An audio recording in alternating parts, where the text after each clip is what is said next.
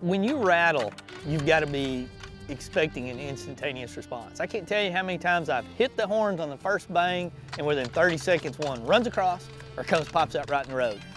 That, for the hunter and the cameraman and the rattler in the situations, can be unnerving because you don't know if it's going to be a 1-year-old or a 6-year-old. You don't know if it's a shooter or just an old buck out there trying to sneak in and slide that doe off that the big boys are fighting over. You just really don't know, and that's the exciting part of rattling. So when I first hit the horns, I want everybody set up.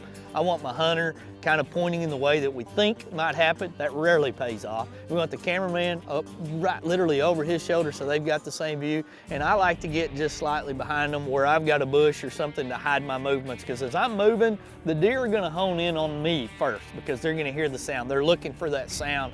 And I kind of can even use the hunter and the cameraman in the bushes as a little bit of cover. And what a lot of times will happen, those deer will jump out, they'll bust us about 30 or 45 seconds, so we've got to make a snap decision, and then they're going to circle you, because that's what a lot of bucks do when they're rattling. They're going to circle around to try to get that wind more in their favor, to try to figure out what's going on. And it's not uncommon for us when we get a really good set going to rattle in half a dozen to a dozen bucks, and they're going to come from 360 degrees.